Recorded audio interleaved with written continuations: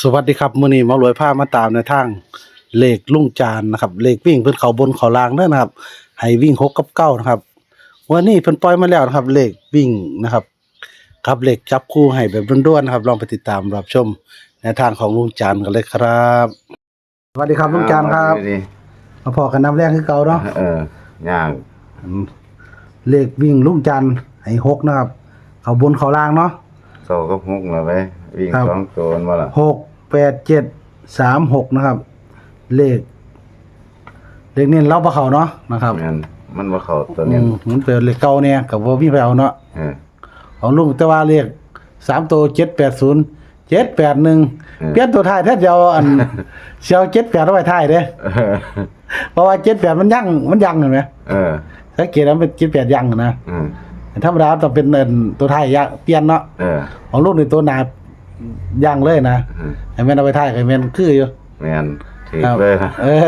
780 781นะครับก็มี78เข้าอยู่เนาะแต่ว่าก็คือว่าล่ะมันเป็นเลขชุดเต็มเนาะเฮาก็เรียกว่าเอามักตัวใดส่วนเลขวิ่งลูกนึงนะครับวิ่ง6ก็วิ่ง9มันก็มี6บน6ล่างเนาะนะครับแม่นลองมาตามเลขวิ่งต่อแล้วก็แนวทางตัวเน้นของลุงจันทร์คือเก่าวันนี้เป็นสูตรเต็มก็บ่ลุงแม่นสูตรเต็มบัดนี้3ตัวอัน2คู่บ่มีเห็นบ่มีอยู่3ตัวก็ได้ลองปล่อยมันโหลดเดี๋ยวตัวหน่อยก็ได้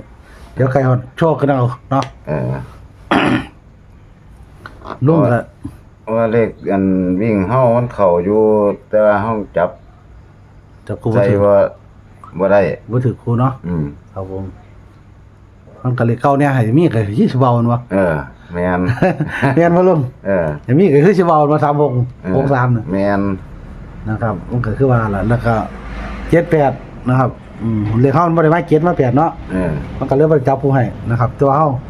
มาหลัก6นะครับเรื่องเป็นเลข3ตัวมาเลยนะเฮ็ดออกมานี่ครับ780 781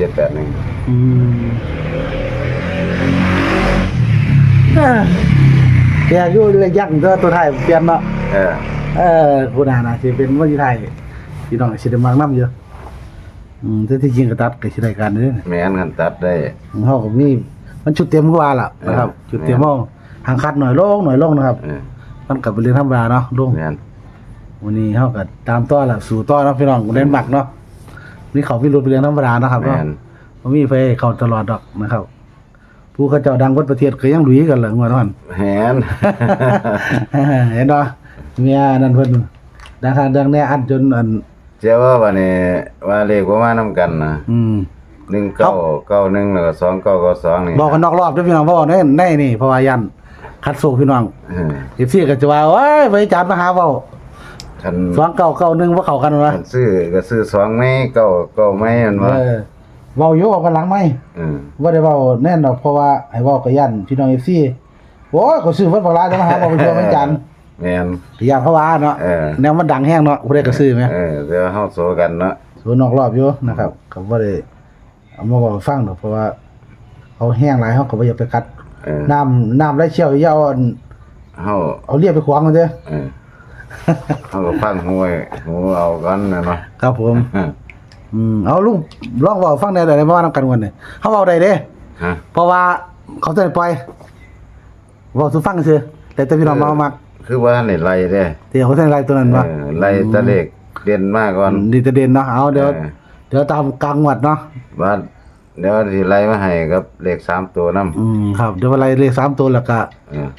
ชุดอันบ่มานำกันสิเราสิฟังอีกดอกแต่ว่าก็สิตัวเด่นมาก่อนก็บ่ต้องเขียนหรอกว่าก็เฮาก็โซกันจังซี่ก็ได้โซให้พี่น้องฟังซื่อดอกว่าที่แล้วก็เพิ่นได้ปล่อยนะให้เฮาบอกก่อนว่าเป็นหยังไงช่วงนี้เดี๋ยวลุงได้ไล่เต็มที่มันก็ต้องคัดเติมเลยจังเป็นเลขนั่นได้เด้จังว่าได้เด้ครับลุงให้ตัวใดเข้ามาเด่นก่อนนี่เอาเด่น5แล้วก่อนนี่เด่น5วิ่ง5เนาะมาเฮ็ดตามสูตรแล้วมันบ่เป็นบนหรอกครับเอาเน้นล่างเลยเน้นล่างเนาะ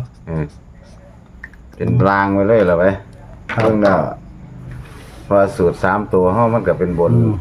ต่างหากเพราะว่าสูตรนี้มันว่างวดนี้มันพลาดไป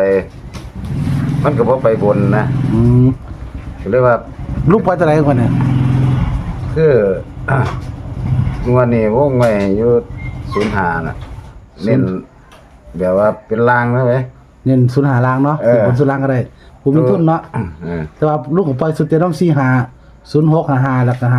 5352เป็นสูตรเต็มของลุงในงวดนี้เด้อนะครับเนี่ยเบิ่งพี่น้องนะครับมักนำบ่นะครับหาหรือพี่น้องมีตัวใดก็จับหาใส่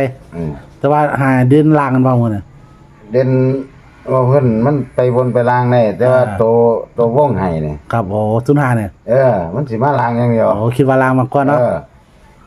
มักลาง ครับผมตามนี้เด้อนะครับสำหรับเลขวิ่งลุงจันทร์เมื่อก่อนเขาบนเขาล่างเนาะ แม่น นะครับ6เพิ่นให้6กับ9นะครับวันนี้เพิ่นให้มาตัวเน้นก่อนคือ05 4506 55 53แล้วก็52เดี๋ยวจักกลางๆงวดจะตามอีกเทื่อนึงเนาะ แม่น หากมีการเปลี่ยนแปลงมีหยังเกิดขึ้นมันก็จะได้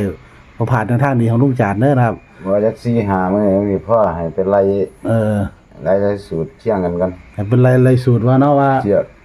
นะ เทียบรายสูตรเอา แม่นอันนี้คือสูตรเดียวของเด้นี่ สูตรเดียวโอ้สูตรเดียวบ่ สูตรเดียวได้บ่ทันได้เทียบ ถ้าได้เป็นสูตรรายสูตรเทียบกัน บ่คือเฮ็ดเอาสูตรเป็นหลักเข้ามา สูตรหลักก่อน แต่ว่าจังไดก็ต้องมีในนี้แหละ